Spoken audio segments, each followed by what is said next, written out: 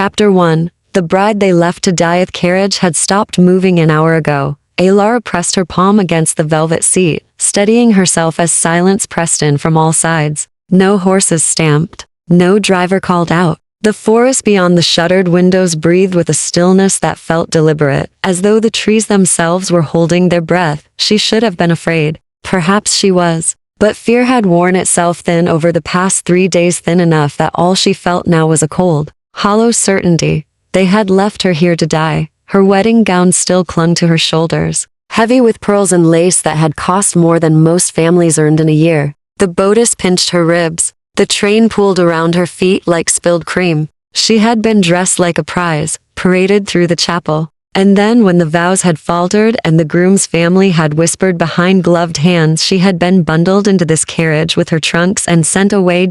No explanation. No apology. Just the coachman's gruff voice. "You'll be taken care of, miss. The arrangement's been made." Arrangement? The word tasted like ash. Alara pulled the shutter aside with trembling fingers. Moonlight spilled across her lap, cold and blue. Beyond the glass, a castle rose from the hillside like a broken tooth. Its towers were jagged silhouettes against the sky, and its windows glowed faintly, some with firelight, some with something stranger, something that flickered like breathing. The road leading to its gates was lined with iron posts. Each one held a lantern that burned without oil, without flame. Just soft, persistent light that never wavered. Alara's breath fogged the glass. No one had told her where she was being sent. No one had warned her about the castle, or the forest, or the way the air here felt heavier than it should, thick with old magic and older grief. But she knew. Everyone in the capital knew the stories. Children whispered them in schoolyards. Priests warned against them in Sunday sermons.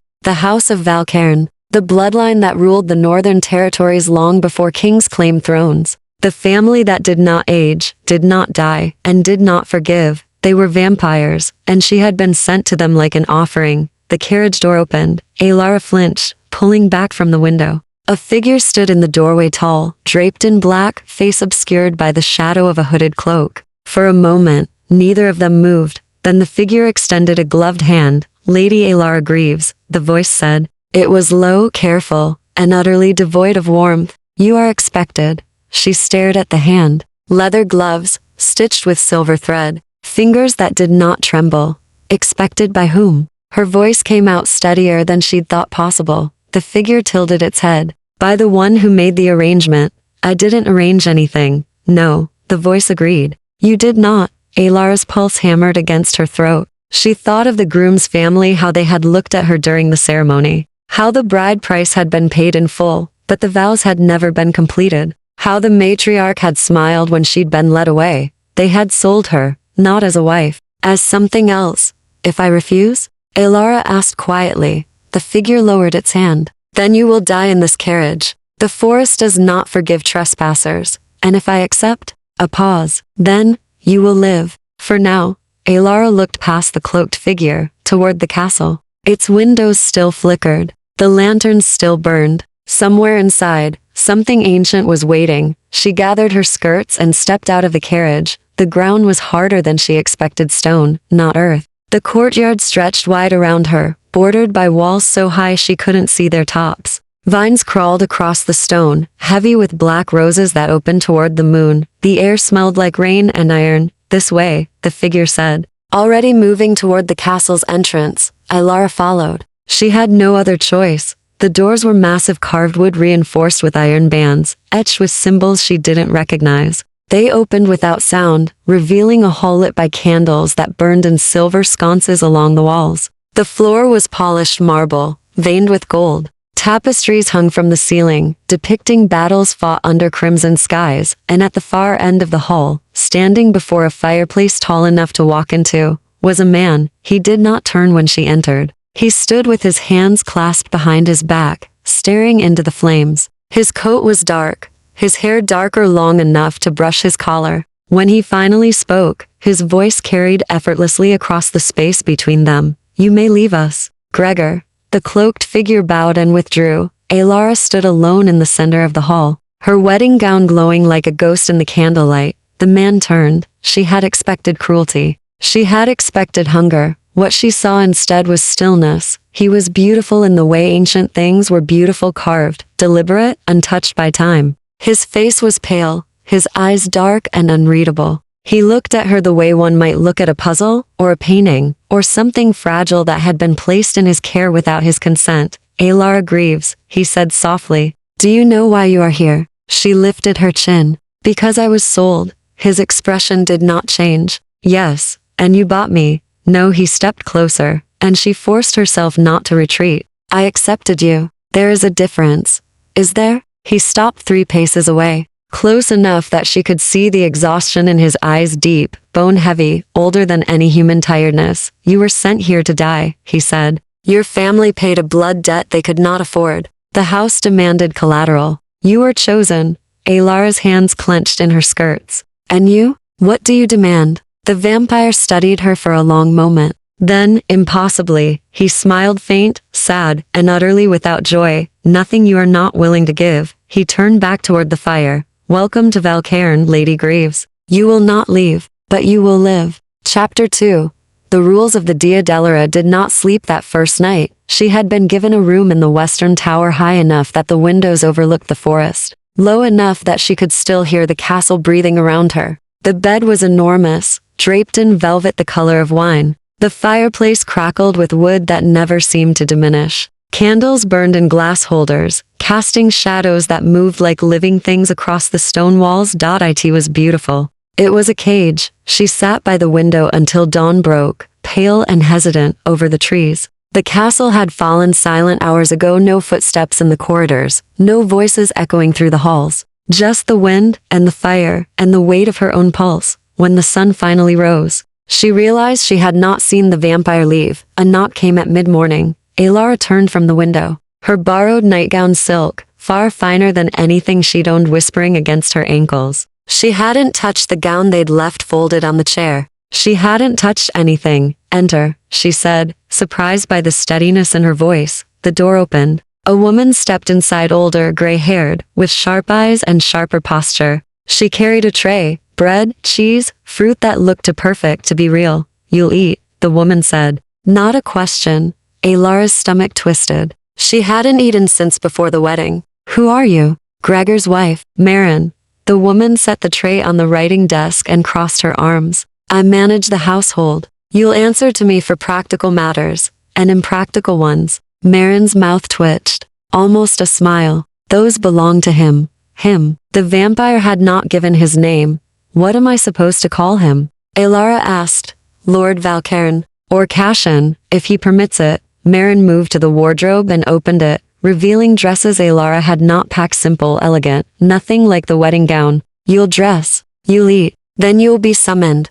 Summoned where? The library. He wants to speak with you. Alara's pulse quickened. And if I refuse? Marin turned, her expression unreadable. Then you'll sit in this room until you starve, girl. The choice is yours. It always is. She left before Alara could respond. The library was not what Alara expected. She had imagined something cold, stone and shadows, shelves heavy with dust. Instead, she found warmth. The room was circular, built into one of the castle's older towers. Books lined the walls from floor to ceiling, their spines worn soft with age. A spiral staircase wound upward, disappearing into darkness. Beneath a stained glass window that spilled colored light across the floor, 2 chairs sat angled toward each other. Cashin occupied one of them. He did not rise when she entered. He sat with a book open in his lap, one hand resting against the page, as though he'd been reading for hours. He wore simpler clothes now, a linen shirt, dark trousers, no coat. His hair was tied back, revealing the sharp lines of his face. He looked almost human.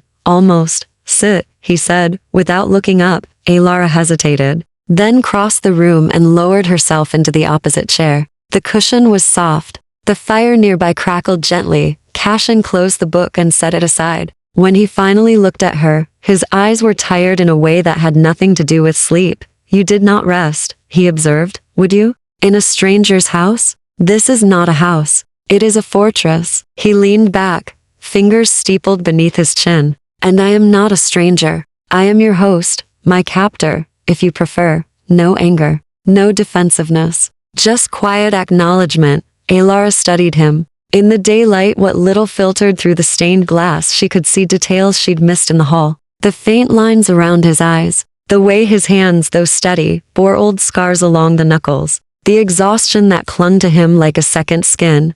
"Why didn't you kill me?" she asked.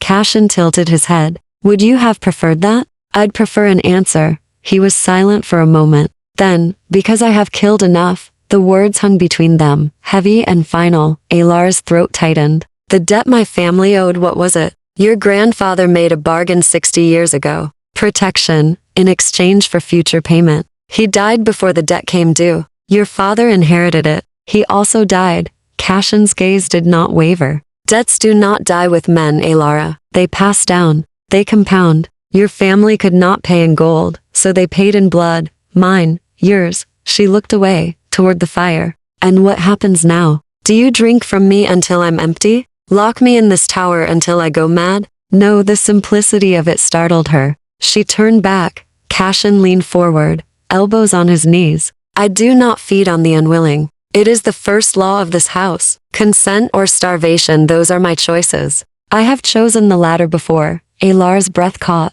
"You're telling me you don't. That you won't. I am telling you that you are safe here. From me, from the others." His voice dropped. "But you are not free. The debt is real. If you leave, the house will claim what it is owed. If you stay, you remain under my protection. Those are your options. That's not a choice. That's a prison." "Yes." He did not look away. "It is."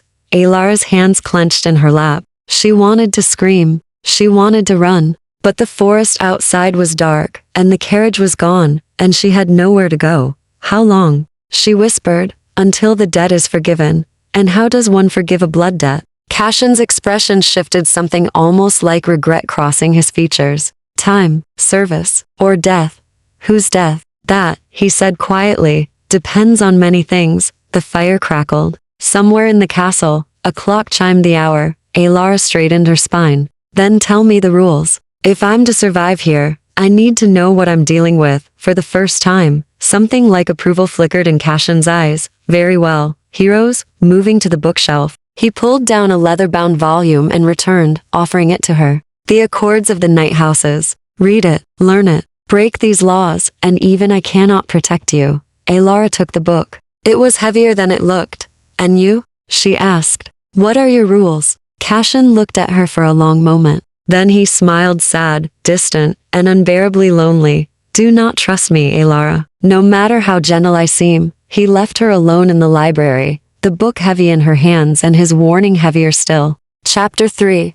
The Habits of the Immortal. Alara spent 3 days reading. The Accords were not a simple book. They were a history, a legal code, and a warning, all bound in cracked leather. She learned that vampire houses operated like sovereign nations, each with territories, laws, and blood oaths that bound them tighter than any human contract. She learned that feeding required consent, witnessed and recorded. That breaking another house's claimed human was an act of war. That sunrise was not deadly, but weakening, a slow drain that left them vulnerable. She learned that Cashin's house, Valcairn, had once been the most powerful in the Northern Territories. Had been. The text did not say what had changed. On the 4th morning, she woke to find her breakfast tray accompanied by a note in elegant script. "The East Wing is open to you. Walk if you wish." Alara, dressed in one of the simple gowns, deep green wool that fit perfectly, though she had not been measured, and ventured out. The castle was larger than she'd realized. Corridors branched into corridors. Staircases spiraled upward and downward in ways that defied logic. Some rooms were pristine, filled with furniture draped in silk. Others were empty, thick with dust and silence. She found a music room with a piano that looked unplayed for decades. A portrait gallery where pale faces watched her from gilded frames. A conservatory where roses grew despite the season, their petals black as midnight, and everywhere there was absence. No servants bustled through halls. No voices echoed. Just Marin and Gregor, moving like ghosts through the castle's enormous emptiness. It was a fortress built for hundreds. Only 3 lived here now. On the 5th night, Alara could not sleep again. She wandered downstairs, trailing her fingers along the cool stone walls, and found herself in a part of the castle she had not yet explored. The air here smelled different, older, like parchment and wax. She followed the scent to a door left slightly ajar. Inside, Cashin sat at a desk surrounded by papers.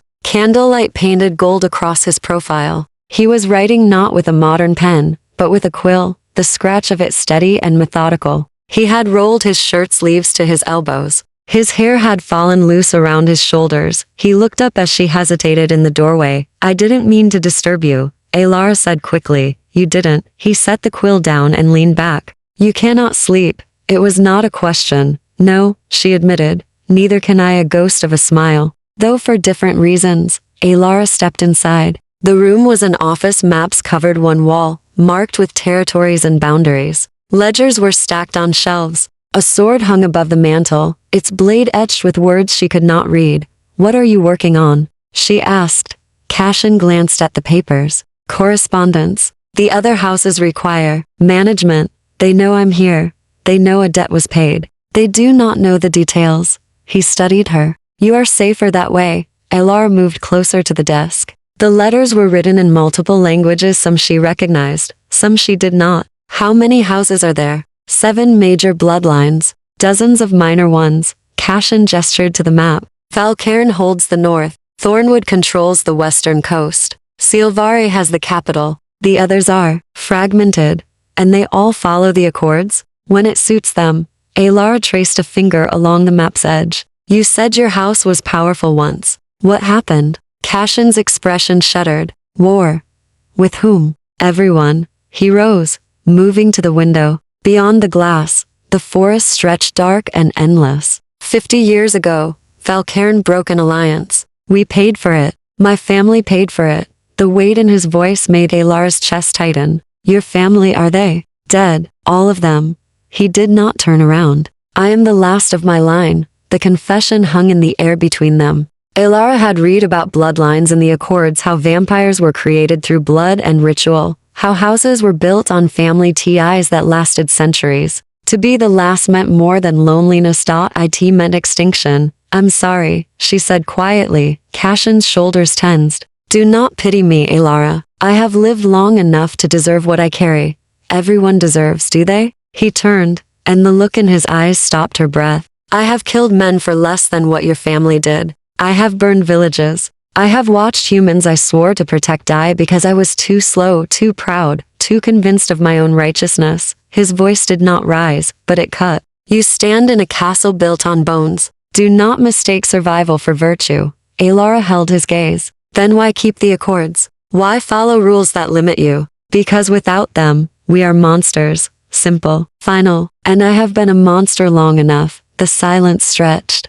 Outside, an owl called. Alara moved to stand beside him at the window. She could see their reflections in the glass, her face pale and uncertain, his ancient and exhausted. "You don't eat," she said suddenly. Cashin glanced at her. "Observant. Marin brings you nothing. I've never seen you at meals." "The Accords say vampires can survive on animal blood, but," she hesitated. "You're starving yourself, aren't you?" His jaw tightened. "That is not your concern. You said I'm bound to this house. That makes it my concern." She turned to face him fully. "If you die, what happens to the debt?" "It transfers to the nearest bloodline. Thornwood, most likely." His voice was flat. "They would not be as considerate." Alara's pulse quickened. "Then you're protecting me by staying alive." "I am protecting you by keeping distance." Cashin stepped back from the window. "The Accords require consent, Alara, but hunger is a patient thing. The longer I abstain, the harder it becomes to maintain control. You should not be near me, and yet you let me wander. You answer my questions. You leave your door open. A mistake, is it?" She did not know where the boldness came from. "Or are you just lonely?" Cashin went very still. For a moment, she thought she had overstepped, that he would order her back to her room, or worse. Instead, he laughed. Quiet, bitter, and utterly without humor. "Yes," he said. "I am lonely. I have been lonely for half a century. Does that satisfy you?" Alara's throat tightened. "No, it makes me sad." He looked at her, then really looked, as though seeing her for the first time. "You are strange." Alara grieves. "So I've been told. Most humans fear me." "I do fear you." She met his eyes. "But I also think you're tired. And I think you've been alone too long." Cashin said nothing. But something in his expression shifted, a crack in the armor, small and fleeting. Finally, he moved back to his desk. "It is late. You should rest. Will you? No, Elara nodded slowly. She walked to the door, then paused. Cashin? He looked up. Thank you. For the honesty. He watched her leave, and for a long time after, he sat in the candlelight, staring at nothing at all. Chapter 4. When shadows have possessed, the routine settled in slowly, like sediment in still water. Elara woke each morning to find breakfast waiting. She read in the library, walked the empty corridors, tended the black roses in the conservatory. Marin spoke little, but watched much, her sharp eyes tracking Elara's movements with something between concern and curiosity. Gregor she saw only at dusk, when he lit the courtyard lanterns with practiced efficiency, and Cashin was a ghost who haunted his own castle. She would find traces of him everywhere. A book left open in the library, marked at a passage about human philosophy. Fresh wood stacked beside her fireplace each evening. Once, she discovered a cloak draped over her chair after she'd mentioned the corridors were cold. He never stayed when she was present, but his presence lingered like smoke. On the 7th night, everything changed. Elara woke to the sound of breaking glass. She sat up, heart hammering, and reached for the candle beside her bed. The flame wavered as she moved to the door, pressing her ear against the wood. Voices echoed from somewhere below, raised, angry, speaking in a language that slithered through the air like oil. Not human. She should have stayed in her room. Locked the door. Hidden beneath the covers like a child. Instead, she pulled on her dressing gown and stepped into the corridor. The castle was dark. The sconces that usually burned through the night had been extinguished. Only moonlight guided her as she descended the main staircase. Following the sound of voices to the entrance hall, the massive doors stood open. Cold air rushed in, carrying the scent of iron and rain. 3 figures stood in the hall, facing Cashin. They were vampires. Elara knew it instantly. They moved wrong, too fluid to precise. 2 men and a woman, all dressed in dark traveling clothes. The woman stood at the center, her hair white as bone, her eyes black from edge to edge. You cannot hide her forever, Valcairn, the woman said. Her voice was silk over steel. Cashin stood between them and the staircase. His posture was loose, almost casual, but Elara could see the tension in his shoulders. I am hiding no one, Silvare. The debt was paid. The matter is closed. The matter is far from closed. The woman Silvare stepped closer. A blood debt of that magnitude does not simply vanish. Where is the girl? Under my protection. Your protection? One of the men laughed, low and cruel. You can barely protect yourself, last son. Your house is ash. Your blood is weak. Hand her over, and we might let you keep what remains of your territory. Cashin's expression did not change, but something in the air shifted, a pressure that made Elara's ears ring. Leave, Cashin said quietly. While I still permit it. Silvare smiled. Such pride. Your father had the same pride. It killed him. My father died because he trusted the wrong people. Cashin's hand moved to his side, where Elara realized a blade was sheathed. Do not make me repeat his mistakes. The woman's smile widened. You would fight all 3 of us? For a human? If necessary. Elara's breath caught. She pressed herself against the wall, hidden in the shadows at the top of the stairs. Her mind raced. 3 against 1. The Accords had mentioned duels, challenges, territorial disputes, but also that violence between houses required justification, witnesses, legal standing. This was not legal. This was an ambush. Silvare's eyes flickered upward. Elara froze. There, the woman purred. I can smell her fear from here. Cashin moved instantly, placing himself directly in Silvare's line of sight. You will not touch her. And how will you stop us? The male vampire who had spoken lunged forward with inhuman speed. What happened next was almost too fast to follow. Cashin's blade sang free of its sheath. Silver flashed. The attacking vampire stumbled back, clutching his arm, where blood darker than human blood welled between his fingers. Iron forged. The vampire hissed. You actually carry an iron blade. I carry many things. Cashin's voice was ice. Leave now, or I will show you the rest. Silvare raised a hand, stopping her companion from attacking again. She studied Cashin with something like fascination. You are weaker than we thought, starving yourself for principles. How noble, how stupid. She tilted her head. But you are also desperate. And desperate creatures make interesting allies. I have no interest in your alliances, not even if they spare the girl. Silvare's gaze drifted back toward the stairs. Thornwood is gathering forces, Valcairn. They plan to challenge your claim to the northern pass. When they come, and they will come, you will need friends. I will manage. Will you? The woman's smile was sharp as broken glass. Manage alone, while protecting a mortal who cannot defend herself, while starving, while the other houses circle like wolves? She stepped back toward the door. Think on it, last son. Winter is coming. Wars are easier fought with allies than with corpses. She swept out into the night, her companions following. The doors slammed shut behind them. Silence rushed in to fill the space they'd left. Cashin remained motionless for a long moment. Then, without turning, he said, "You can come down now." Alara descended slowly, her legs unsteady. When she reached the bottom of the stairs, Cashin finally turned to face her. He looked exhausted. More than exhausted, hollowed out, as though the confrontation had cost him something vital. "How much did you hear?" he asked. "Enough." Alara's voice shook. "They want me. Why?" "Because you are leverage. A blood debt of your family's magnitude if another house claims it. They gain standing in territorial disputes. They could force me to surrender land, resources, passage rights." He sheathed his blade. "You are valuable, Alara, and value makes you dangerous." "Thornwood," she said, "they're coming. They have been threatening for months." "This changes nothing. It changes everything." Alara stepped closer. "You're alone here. You're starving yourself. And now you have 3 houses circling?" She heard the hysteria creeping into her voice and couldn't stop it. "How am I supposed to? You said I was safe." "You are safe." Cashin's hands closed gently around her shoulders. The touch was startling, cool, steady, grounding. "I will not let them take you. You can barely stand. I have stood through worse." Alara looked up at him. In the moonlight, she could see the shadows beneath his eyes, the pallor of his skin. He was fading, slowly but surely. And he was doing it to keep her safe. "The accords," she said quietly. "They say feeding requires consent." Cashin's hands tightened fractionally. "Alara, I'm giving it." "No, why not?" "You said you need permission. I'm giving it to you."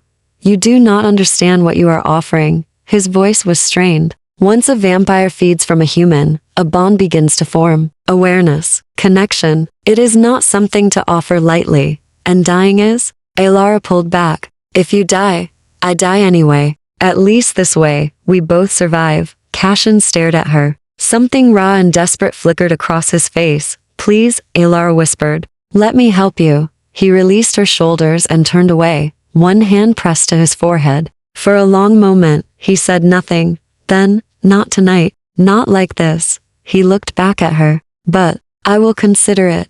It wasn't agreement. But it wasn't refusal either. Alara nodded slowly. "Then consider quickly. Winter is coming." She left him standing in the darkened hall, and neither of them slept for the rest of the night. Chapter 5. The Ritual of Trust. 3 days passed in careful silence. Alara watched Cashin move through the castle like a shadow, losing substance. He grew paler, his movements more deliberate, as though each step required concentration. She caught him gripping doorframes for balance, saw him pause at the top of staircases, gathering strength. He was dying by inches, and his pride was killing him. On the 3rd night, she found Marin in the kitchen, a vast stone room lined with copper pots and herbs hanging from the rafters. The older woman was preparing a tea that smelled of mint and something darker. "He won't listen to me," Alara said without preamble. Marin didn't look up from her work. "He never does." "How long has he been like this?" "Refusing to feed?" Marin measured out dried leaves with practiced precision. 6 months, give or take. Since the last human under his protection left. Alara's chest tightened. Left, or died? Left. Married a merchant, moved south. Marin finally met her eyes. The master doesn't keep humans against their will, no matter what the debt says. But feeding creates complications, attachments. When she left, he decided it was easier to abstain than risk it again. That's not sustainable. No, Marin poured boiling water over the leaves. It isn't. Alara leaned against the work table. The accords mention witness consent. What does that mean? Marin's hands stilled. She set down the kettle slowly. You're serious? Yes. Girl, do you understand what you're proposing? A blood bond isn't like lending someone a book. Once formed, you'll feel him, his emotions, his presence. You'll know when he's near, when he's in pain, and he'll know the same about you. Marin's voice softened. It's intimate, more intimate than most marriages. But it's survivable? For both parties, yes. If done properly. Marin studied her with those sharp eyes. Why would you do this for him? Alara considered the question. Because he had protected her when he could have used her. Because his loneliness echoed her own. Because something in her refused to watch him fade when she had the power to prevent it. Because it's the right thing to do, she said finally. Marin was quiet for a long moment. Then she nodded. Witness consent requires 3 things: a clear verbal agreement, a witness to verify no coercion, and the exchange itself performed in a sanctified space. The library qualifies it was blessed by the founding bloodline. I can serve as witness. And Cashin? Leave him to me. Alara waited in the library as the sun set. She had dressed carefully a simple gray gown, her hair braided back. No armor. No pretense. Just herself and her choice. The door opened. Cashin entered, followed by Marin. He looked at Alara, then at Marin, then back to Alara. Understanding dawned slowly across his features. No, he said, you don't get to decide this alone. Alara stood. I'm offering. Marin witnesses. The library is sanctified. Everything follows the accords. Alara, do you want to die? The question came out sharper than she intended. Because that's what's happening. I watched Silvari's people. They knew you were weak. They're waiting for you to collapse so they can take what they want. If you die, I'm at their mercy. Cashin's jaw tightened. I will not manipulate you into this. You're not manipulating me. I'm choosing. She crossed the space between them. You said the accords require consent. I'm giving it freely. What more do you need? He looked at her for a long moment. She could see the war in his eyes, hunger against honor, desperation against duty. Why? He asked hoarsely. Because you've been kind to me. Because you're dying to protect me. Because, she hesitated, then spoke the truth. Because I don't want to be alone in this place. And neither do you.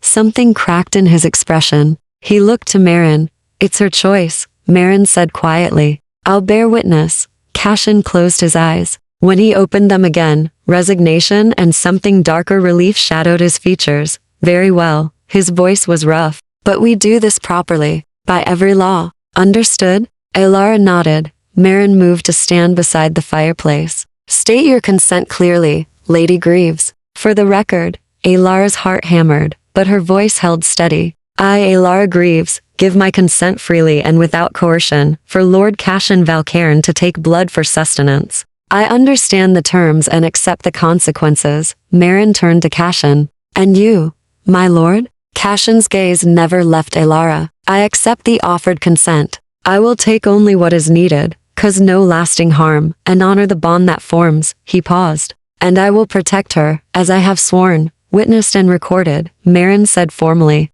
Then, more gently, I'll wait outside. She left, closing the door behind her. The silence stretched. Cashin and Alara stood facing each other in the firelight. Sit, Cashin said softly, gesturing to one of the chairs. Alara sat. Her hands trembled slightly, and she clasped them in her lap. Cashin knelt beside her chair, not looming, not taking the dominant position, putting himself lower, making himself vulnerable. This will hurt at first, he said, like a sharp pressure, then warmth. If you want me to stop at any point, say so. I will stop immediately. I trust you. His eyes widened slightly. You shouldn't. Too late. A ghost of a smile touched his lips. Then he reached for her hand, turning her wrist upward. His fingers were cool against her pulse point. Not the neck? She asked, surprised. The neck is for, he paused, other circumstances. The wrist is cleaner, more controlled. He bent his head. She felt his breath, first cool air against her skin, then his lips, gentle, almost reverent, and then pain sharp and sudden, like twin needles of ice. Alara gasped. Her free hand gripped the chair arm, but the pain faded quickly, replaced by warmth that spread up her arm. She felt her heartbeat, slow, steady, synchronizing with something else, a second pulse that wasn't hers but felt intimately familiar. Cashin, she could feel him, not physically, but deeper, a presence at the edge of her consciousness. His hunger, yes, but also his guilt, his relief, his fierce determination to be gentle, his gratitude. It lasted less than a minute. When he pulled back, his lips were stained red. He produced a clean handkerchief and pressed it to her wrist with careful pressure. Breathe, he said. Alara realized she'd been holding her breath. She exhaled shakily. Cashin looked different. The pallor had faded from his skin. His eyes were brighter, more focused. He looked alive. Are you all right? He asked, still kneeling, still holding the cloth to her wrist. Yes, she was surprised to find it true. Dizzy, yes, but not weak, not afraid. Are you? He let out a breath that might have been a laugh. Yes, they stayed like that for a moment, him kneeling, her watching him, the bond humming between them like a plucked string. I can feel you, Alara whispered. I know. I feel you too. Cashin's thumb brushed against her wrist, just below the puncture marks. It will fade slightly given time, but it never fully disappears. Is that bad? He looked up at her. In his eyes, she saw wonder and fear in equal measure. I don't know yet. Marin knocked once, then entered. She took one look at them and nodded with satisfaction. It's done then. It's done, Cashin confirmed. He rose, helping Alara to her feet. She needs food, water, rest. I'm fine, Alara protested. You will be. But you'll do as I say. His voice held an edge of command that hadn't been there before, not cruelty, but authority. Protection. Alara found she didn't mind Dada as Marin led her away. Alara glanced back. Cashin stood in the library, watching her go, one hand pressed over his heart, as though feeling something for the first time in years. The bond pulls between them, and in that moment, everything changed. Chapter 6. The gathering storm. Alara woke to the sensation of Anise crawling beneath her skin. Not her Anise, his. She sat up in bed, pressing a hand to her chest where the feeling centered. Through the bond, she could sense Cashin somewhere below, tense and alert. Something was wrong. Dawn light filtered weak and gray through her windows. She dressed quickly, abandoning the usual routine, and hurried downstairs. She found him in his office, standing before the map wall. Red markers had been placed at various points along the northern border, more than had been there before. Cashin, he turned. The bond flared with recognition, and she felt his relief at seeing her, followed immediately by concern. You should be resting, he said. I felt you. What's happened? He gestured to the map. Scouts reported movement. Thornwood forces gathering at 3 separate locations along our border. They're preparing for something. Alara moved closer. The red markers formed a pattern, a pincer movement, she realized. They're going to attack. Yes. Cashin's voice was grim. The question is when. How many? At least 40. Perhaps more. He looked at her. My house can field 10. Gregor and myself included.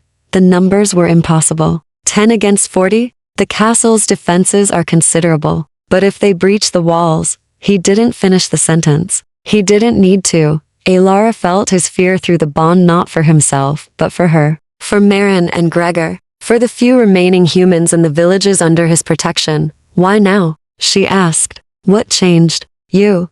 Cashin's expression was carefully neutral, but guilt bled through the bond. Silvari will have spread word that I've taken a blood bond. That makes you valuable proof that House Valcairn still has resources, still maintains the old ways. If Thornwood captures you, they can force concessions, territory, trade routes, everything my father died protecting. Alara's stomach dropped. I've made you a target. No, he crossed to her into strides, his hands framing her face. The touch sent warmth cascading through the bond. You saved my life. What comes after is not your fault, it's the consequence of decades of politics and old grudges. His thumbs brushed her cheekbones. Do you understand? This war was coming regardless. You simply gave me the strength to face it.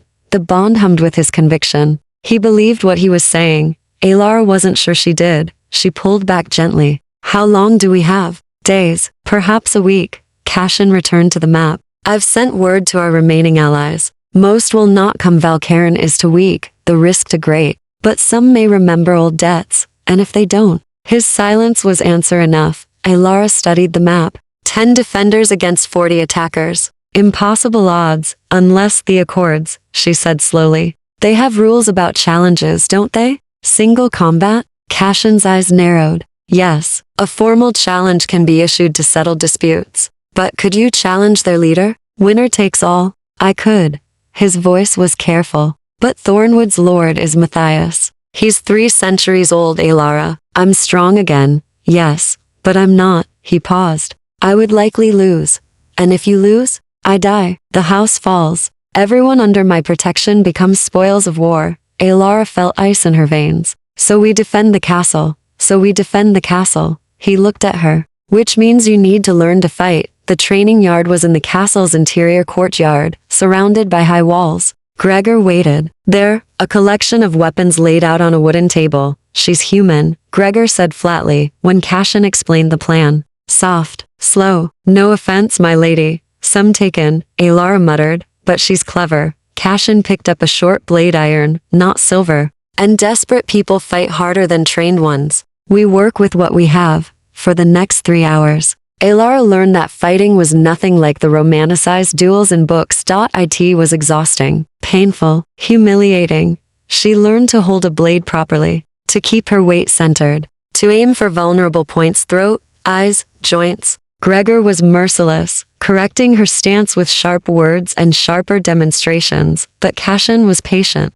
When she stumbled, he caught her. When she grew frustrated, he showed her again, his hands guiding hers through the movements, through the bond. She felt his pride when she landed her first successful strike against the practice dummy, felt his worry when she pushed too hard and nearly collapsed. Enough, he said finally, as the sun began its descent. You'll injure yourself. Alara lowered the blade, her arms shaking. I'm not good enough. Not yet.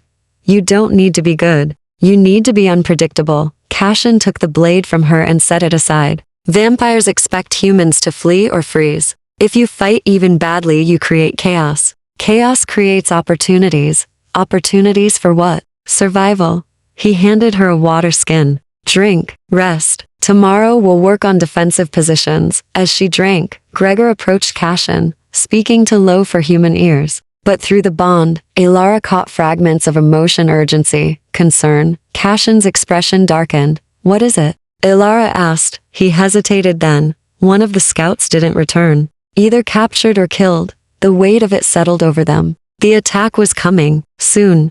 That night, Alara couldn't sleep despite her exhaustion. She paced her room, feeling Cashin's wakefulness through the bond. Finally, she gave up and made her way to his office. He stood at the window, looking out over the dark forest. He didn't turn when she entered. You should rest, he said. So should you. I don't need. Yes, you do. Alara crossed to stand beside him. The bond works both ways, remember? I can feel your exhaustion. He glanced at her, a slight smile touching his lips. Inconvenient thing, isn't it? Sometimes. She looked out at the forest. Are we going to die? The bluntness of the question seemed to surprise him. He considered it seriously.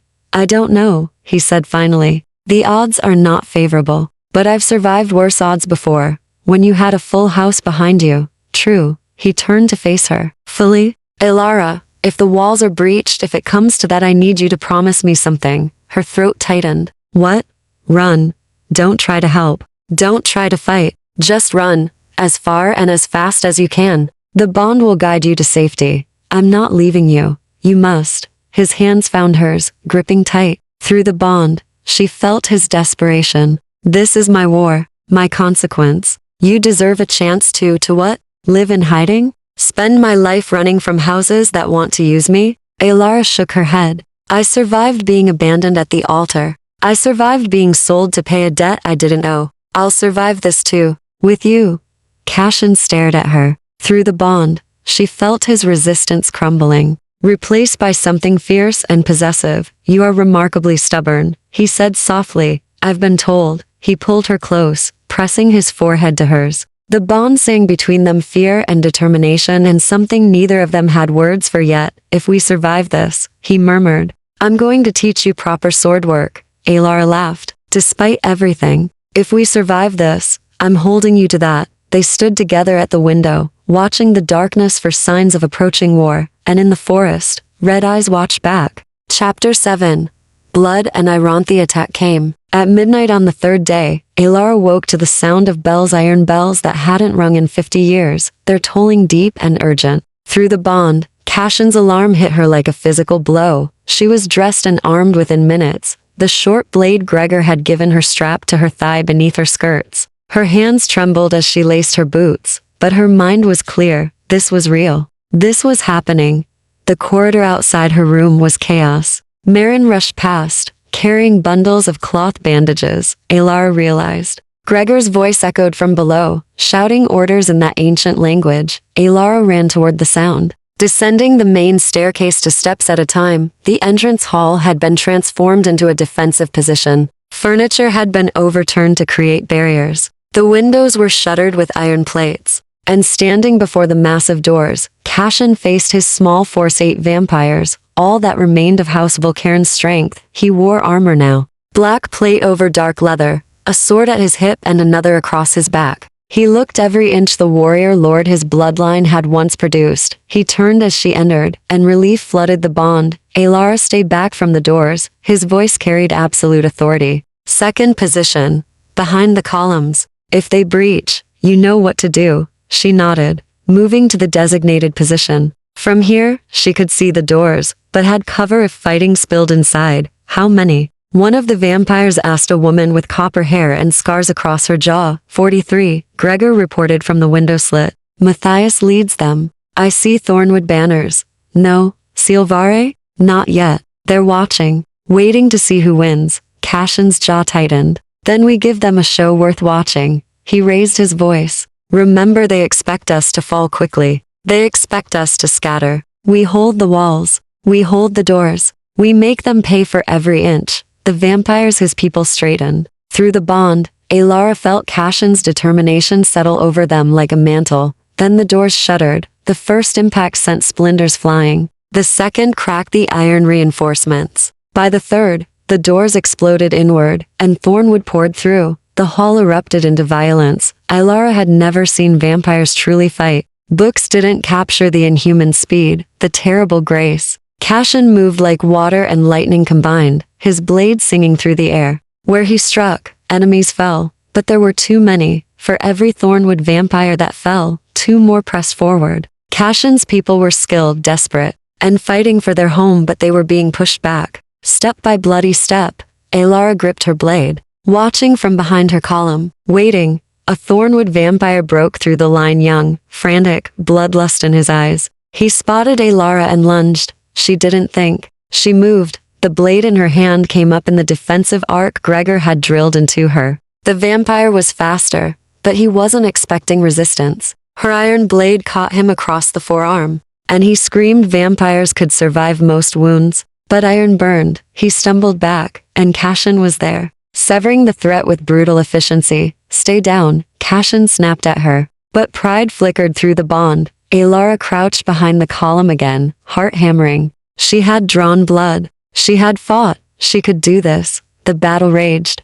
Minutes felt like hours. The hall floor grew slick with blood, both red and the darker ichor of vampire wounds. Cashin fought like a man possessed, protecting his people, protecting his home, protecting her. Through the bond, Alara felt every blow he took, every moment of pain. His strength was returning, yes, but he was still outnumbered. Still being worn down. Then a voice cut through the chaos. Enough. The fighting stopped. Both sides pulled back, breathing hard. Vampires healed quickly, but even they needed moments to recover. A figure stepped through the shattered doors. He was tall, broad-shouldered, with silver hair and eyes like frozen lakes. Power radiated from him in waves that made Alara's skin crawl. This was Matthias, Lord of House Thornwood, and everything about him screamed ancient predator. Volcairn, Matthias said, his voice carrying effortlessly. This is pointless. You have 10. I have 40. You fight well, but mathematics is mathematics.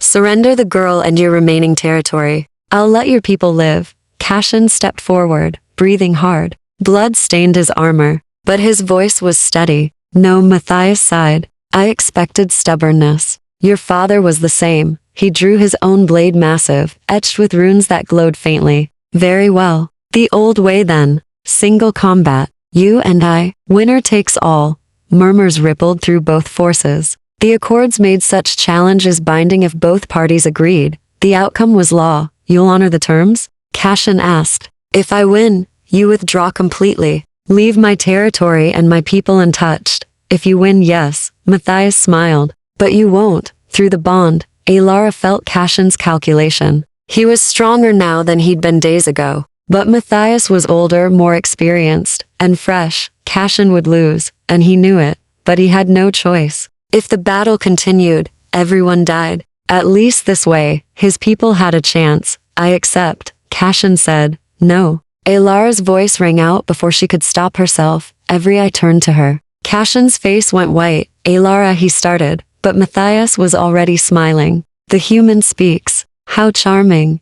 He looked at her with interest. The blood-bonded bride. I'd heard rumors. Come here, girl. Let me see what Valcairn values above his own house. Stay where you are, Cassion commanded through the bond, and aloud, Alara's mind raced. Single combat. Winner takes all. Cassion couldn't win, not against Matthias. But what if? The accords allow proxies, she said, her voice stronger now. If the challenged party is unable to fight, they may name a champion. Silence. Matthias laughed. You've read the old laws. Clever. But Valcairn is perfectly able. He's injured. Alara interrupted. Blood loss. Multiple wounds. The accords state that a lord may refuse single combat if such combat would be inherently unfair due to prior injury sustained in the same conflict. She'd read that passage 3 times, never thinking it would matter. Cassion stared at her through the bond. She felt his shock. Matthias's smile faded. You're using technicalities too. I'm using the law. Alara stepped out from behind the column. The same law you invoked for the challenge. Lord Valcairn names his champion. And who? Matthias said softly, dangerously, would be foolish enough to face me. Alara felt Cassion's realization through the bond. Felt his horror. Not you, he said. Alara. No, but Gregor stepped forward. I will. The old steward straightened, and Alara saw him clearly for the first time, not a servant, but a warrior. Scars covered his hands. His eyes held the weight of centuries. I am Gregor Thane, last of the Valcairn Guard, he said formally. I claim the right of proxy, and challenge Lord Matthias in single combat. Matthias studied him. You're old, Thane. Older than Valcairn. Perhaps old enough to give me sport. He nodded. I accept. The hall cleared. A circle formed. Gregor and Matthias faced each other, and Alara realized what she'd done. She'd saved Cassion from certain death, but she might have just sentenced Gregor to the same fate. Chapter 8.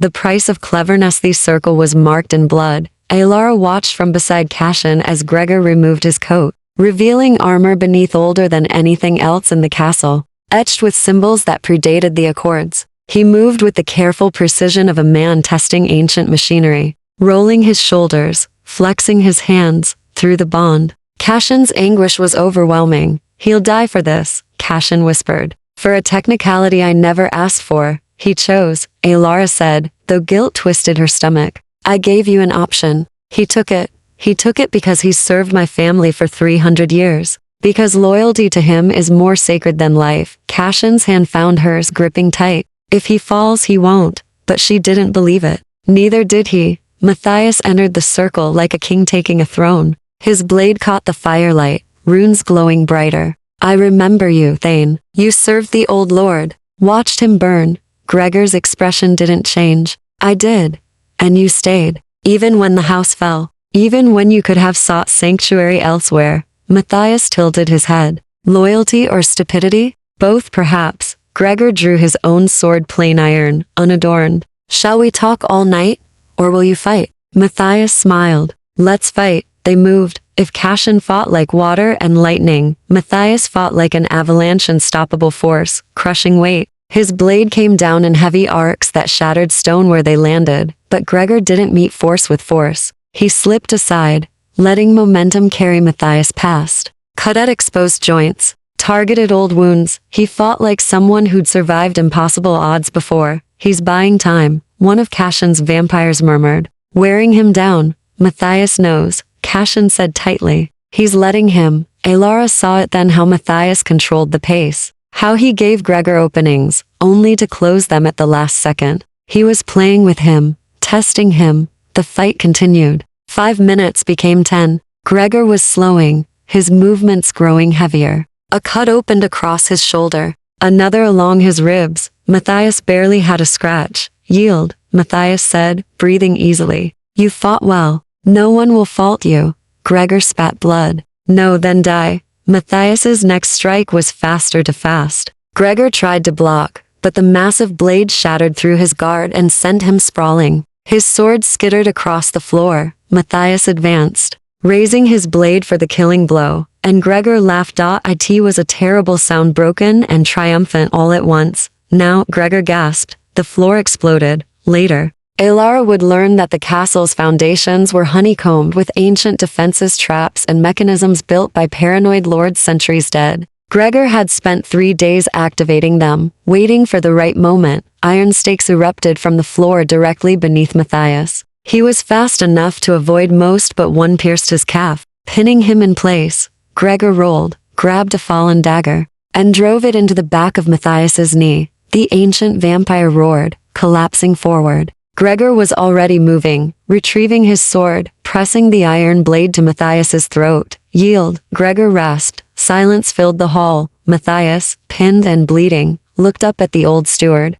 Something like respect crossed his face. Clever, he said. Dishonorable but clever. The accords say nothing about honor, Gregor replied. Only victory. Do you yield? A long pause. Then, I yield. The words echoed with the weight of binding magic. Gregor stepped back, lowering his blade. Around the circle, Thornwood vampires stood frozen. Their lord had been defeated in single combat. The terms were absolute. Matthias pulled himself free of the stake with a grimace. Blood darker than human blood pooled beneath him. He looked at Cashin. Your steward fights dirty, Valcairn. He fights to win, Cashin replied evenly. The terms? Are honored. Matthias's voice was cold. We withdraw. Your territory and people remain untouched. The blood debt is settled. He paused. But this isn't over. Other houses will come. And next time, you may not have ancient traps to save you. Next time, I'll be stronger. Matthias smiled sharp and dangerous. See that you are. He gestured to his forces. Within minutes, Thornwood vampires were filing out through the shattered doors, carrying their wounded. Matthias went last, limping but unbowed. When the last of them disappeared into the night, the hall erupted. Cashin's vampires surrounded Gregor, checking his wounds, celebrating in quiet voices. But Gregor pushed through them, walking straight to Cashin. He dropped to one knee. The house stands, my lord. Cashin pulled him up roughly and embraced him. Through the bond, Alara felt his relief, his gratitude, his grief for what had nearly happened. You magnificent, suicidal fool, Cashin said. Gregor smiled, actually smiled. Just following the lady's lead, both of them looked at Alara. She stood frozen, the weight of what had happened crashing over her. She had invoked the law. Gregor had nearly died, but they had won. Cashin crossed to her, taking her face in his hands. That was either brilliant or insane. Can it be both? He kissed her forehead, and through the bond, she felt everything: his fear, his pride, his overwhelming relief that she was safe. You saved us, he said quietly. Your quick thinking, your knowledge of the accords. You saved all of us. Alara looked at the shattered doors, the blood-stained floor, the exhausted defenders. We saved each other. The rest of the night passed in a blur. Marin tended wounds. The vampires repaired defenses. Cashin sent scouts to ensure Thornwood truly withdrew. And Alara, exhausted beyond measure, helped where she could. She was carrying bandages to the makeshift infirmary when she felt it through the bond. Cashin's sudden alarm. She found him in his office, staring at a message that had just arrived. His face was ashen. What is it? She asked. He handed her the paper. It was written in elegant script, sealed with silver wax. Congratulations on your victory. Thornwood was always overconfident. Perhaps we should speak of alliances after all. The winter will be long, and wolves still circle. Lady Silvarieller's blood went cold. She wants to negotiate. She wants leverage. Cashin's voice was flat. Silvari doesn't make offers out of kindness. She sees opportunity, a weakened house that just proved it can still fight. She'll want something in return for her protection. What could she possibly want that we have? Cashin looked at her, and through the bond, she felt his dread. You, he said softly. Your bond with me proves you're valuable, intelligent, resourceful. She'll want you for her own house, as leverage against me, or as an asset for herself. Alara's stomach dropped. Can she do that? If I'm desperate enough to accept her terms, he turned back to the window. And she knows I might be. Thornwood is gone, but there are other houses, other threats. Alone, we're vulnerable. Then we refuse, and possibly condemn everyone here when the next attack comes. Silence stretched between them. Through the bond, Alara felt his impossible choice: accept Silvari's offer and risk losing Alara, or refuse and risk losing everything. We'll find another way, Alara said firmly. We survived tonight. We'll survive whatever comes next. Cashin pulled her close, and she felt his doubt warring with his desperate need to believe her. Outside, dawn was breaking. The first battle was won, but winter was still coming, and in the shadows, Lady Silvari smiled. Chapter 9. Lessons in the dark. The week following the battle passed in strange quietness. The castle bore its scars, shattered doors replaced with reinforced iron, walls patched with fresh mortar, bloodstains scrubbed from marble floors. But beneath the repairs, a fragile peace settled. Thornwood honored the terms. No scouts appeared at the borders. No threats arrived, just Silvari's letter, sitting on Cashin's desk like a coiled snake. He hadn't answered it, hadn't burned it either. Alara found him staring at it on the third night, long after midnight. She'd woken to his restlessness through the bond, a constant low hum of anxiety that kept sleep at bay. You have to respond eventually, she said from the doorway. Cashin didn't turn. I know. She crossed the room, settling into the chair across from his desk. She'd grown comfortable here over the past weeks, in his space, in his silence. The bond made it easier. She could feel when he wanted company and when he needed solitude. Tonight he wanted company, even if he wouldn't admit it. What would she ask for? Alara asked. Specifically? Cashin finally looked at her. Dark circles shadowed his eyes, not from lack of feeding now, but from lack of rest. An alliance with Silvari would require significant concessions. Territory, most likely. Trade agreements. Blood oaths of non-aggression. And me? She would phrase it diplomatically. Perhaps suggest you'd be safer in her house, or that your education in vampire society would be more complete under her guidance. His jaw tightened. But the reality is, she'd use you as a hostage. Insurance that I honor whatever terms she dictates. Can you afford to refuse her? The question hung between them.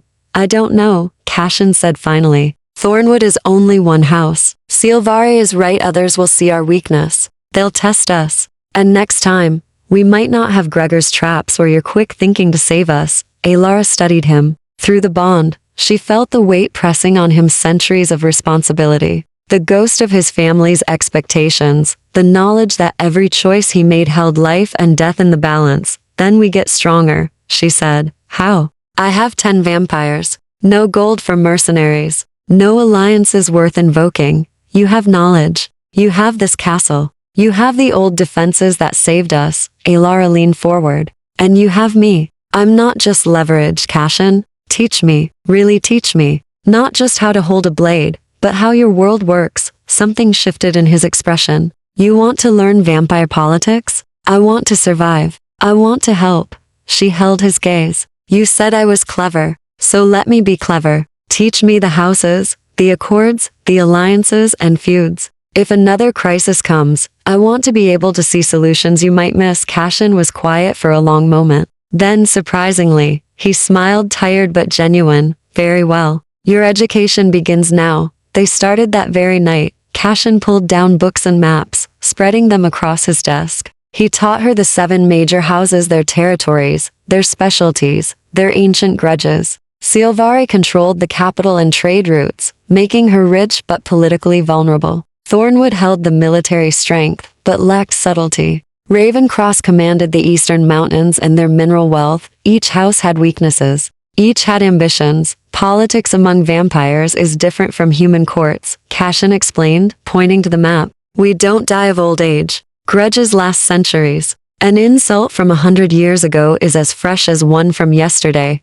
That sounds exhausting. It is. He marked another location. But it also means patterns emerge. Silvari has wanted northern access for 80 years. Thornwood has wanted it for 200. They've been maneuvering around each other and around me for decades, and you've been holding them off alone, not alone. My father held them off. I inherited his position, not his strength. Cashin's voice grew quiet. He commanded respect. I command pity or opportunism. Alara felt his shame through the bond. You commanded respect when you faced Matthias. When you defended your people, I hid behind my steward and a human's cleverness. You survived. That's what matters. She reached across the desk, taking his hand. Stop measuring yourself against a dead man's legend. You're building your own. His fingers tightened around hers. Through the bond, gratitude bloomed. They worked through the night, and the next, and the next. Cashin taught her everything: trade agreements, blood oath structures, the intricate web of debts and favors that bound vampire society together. She learned which houses could be negotiated with, which operated on honor, which respected only strength, and in return, she taught him. She showed him how human merchants thought, how trade routes could be optimized, how information could be as valuable as gold. She pointed out weaknesses in his defensive positions that a human attacker might exploit. She asked questions he'd never considered. What if they could ally with human settlements? What if trade could flow both ways? Vampires and humans rarely cooperate, Cashin said. Fear runs too deep. Fear of what you don't understand, Alara countered. But I understand you now. Others could too, given the chance. He looked at her with something like wonder. You really believe that?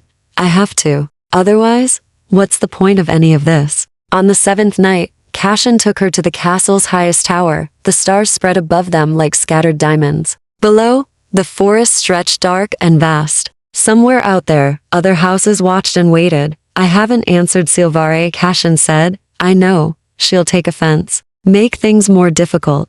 Let her. He turned to look at her. You're not afraid? Alara considered the question. A month ago, she'd been terrified of him, of this place, of the future. Now, standing beside him, with the bond humming between them, she felt something different, not fearlessness, but purpose. I'm afraid, she admitted, but I'm also angry. Silvare, Thornwood, they all see me as a piece to be moved on their board. Something to trade or steal or use. She met his eyes. I'm done being used. By anyone? Including me? You've never used me. You gave me choices. Even when it cost you. She stepped closer. That's the difference. Cashin reached up, tucking a strand of hair behind her ear. The gesture was tender, intimate in a way that had nothing to do with the blood bond. You've changed everything, Alara. This house, my purpose, me. His voice dropped to almost a whisper. I don't know if that's salvation or damnation yet.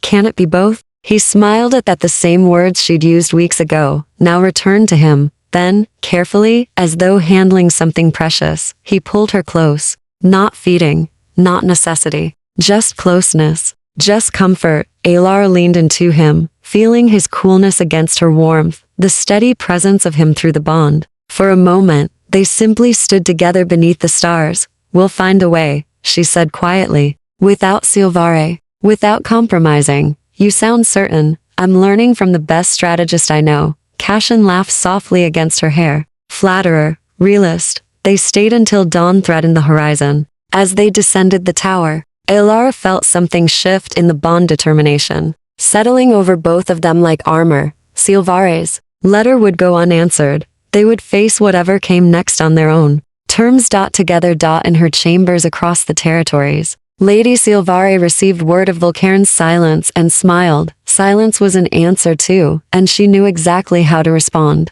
Chapter 10. The choice between worlds. The message arrived 3 days later. Delivered not by courier, but by force. Alara was in the library when she felt Cashin's alarm spike through the bond, sharp and immediate. She dropped the book she'd been reading and ran. She found him in the entrance hall, surrounded by his vampires. Before them stood 5 figures in silver cloaks, bearing Silvare's crest. But it was the woman at their center who made Alara's blood run cold.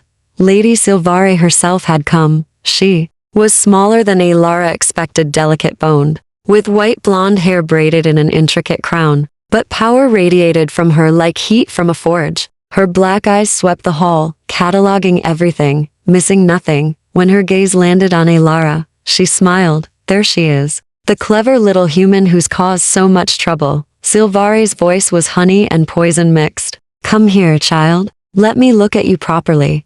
Alara didn't move. Through the bond, she felt Cashin's silent command. Stay back, Lady Silvare, Cashin said, his voice carefully neutral. You honor us with your presence. Though I wasn't aware you planned to visit, I wasn't aware I needed an invitation to enter a vassal house's territory. The insult hung in the air. Volcairn was no one's vassal, but Silvare was making a point. Without allies, without strength, what was Cashin but a lord in name only? My apologies, Cashin said smoothly. What brings you north? Your silence. Silvare moved deeper into the hall, her guards following like shadows. I extended an offer of alliance. You didn't respond. That's either rudeness or stupidity, and I prefer to believe you're simply rude. We've been occupied with repairs. Yes, I heard about Thornwood's visit. Quite the dramatic victory. Silvari's eyes gleamed. Though dramatic isn't the same as sustainable. How many more battles can you win through clever tricks and ancient traps, Valcairn?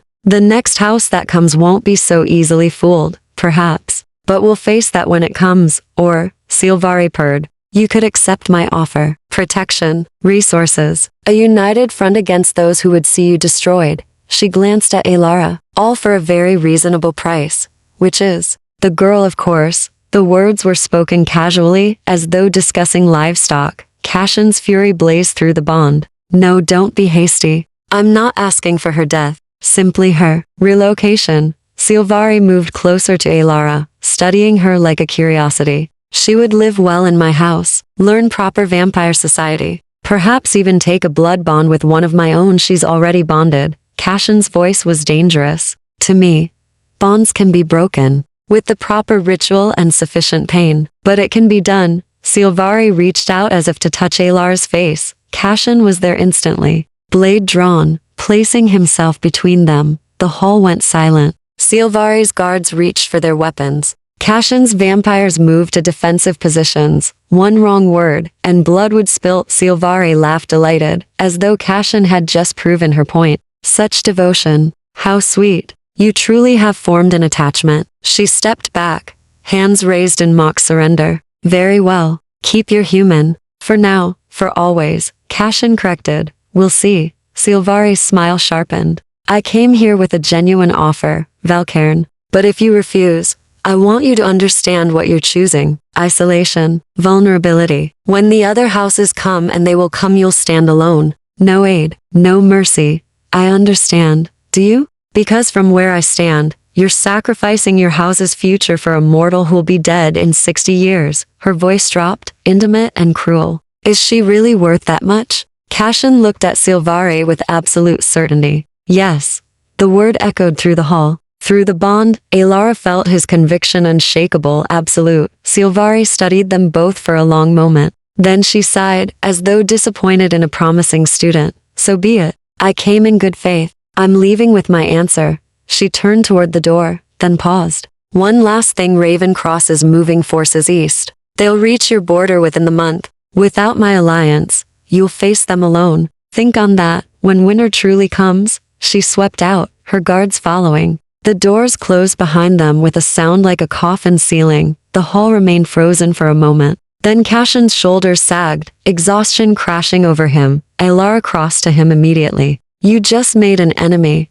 I already had an enemy. I just stopped pretending otherwise. He looked at her. Are you angry? That I refused? Why would I be angry? Because I might have just condemned us all for. He stopped, unable to finish. For choosing me over political expediency? Alara took his hands. No, I'm not angry. I'm terrified and honored, and she laughed shakily. I'm probably insane, but I'm not angry. Through the bond, she felt his relief, his fear, and underneath it all, something deeper. Something that had been growing since the first night she'd offered him blood. Love. He didn't say it. Neither did she. But it hummed between them, undeniable. Ravencross, Gregor said quietly, breaking the moment. She wasn't lying about that. Scouts confirmed movement this morning. Cashin straightened, becoming the Lord again. How long do we have? 3 weeks? Maybe 4.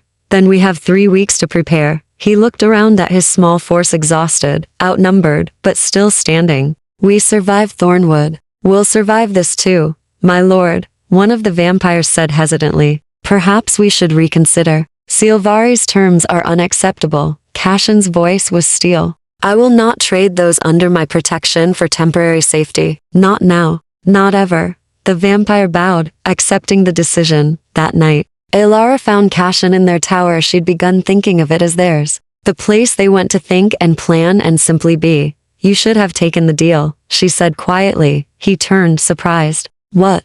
Silvari's offer. You should have considered it more seriously. She moved to stand beside him. I won't pretend I wanted to go. But if it meant saving your house, it would have meant losing you. He cupped her face gently. Alara, these past weeks with you have taught me something. I spent 50 years surviving. Just surviving. Existing in this castle, maintaining traditions, holding territory I no longer cared about. His thumb brushed her cheekbone. You made me remember what it means to live. To fight for something beyond duty or honor. I won't sacrifice that. Not for any alliance.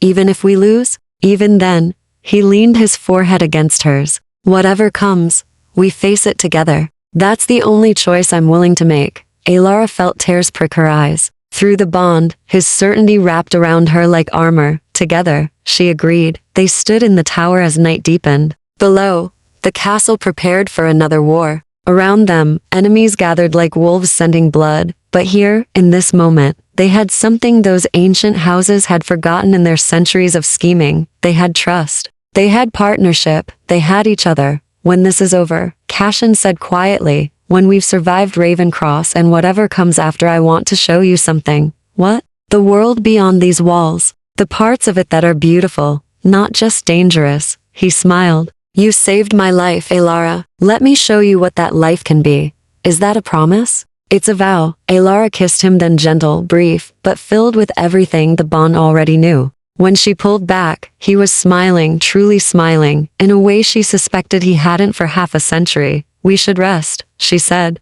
War comes in 3 weeks. War always comes. He pulled her close. But so does dawn. They descended the tower together. Behind them, stars witnessed their choice. Ahead, darkness gathered, but between them, the bond burned bright mortal warmth and immortal strength, woven together into something neither had expected, something worth fighting for. Epilogue 6. Months later, snow fell soft outside the library windows. Inside, a fire crackled warmly. Alara sat cross-legged on the floor, papers spread around her. Trade agreements, alliance proposals, a letter from a human settlement requesting Volcairn's protection. The war with Ravencross had come. And through strategy, sacrifice, and one particularly brilliant plan involving redirected river water and frozen ground, they had won. Other houses were taking notice now. The weak, isolated house. Volcairn was weak no longer. Cashin entered, carrying 2 cups of tea, a habit he'd developed, bringing her human comforts. The western villages sent their tribute, he said, settling beside her.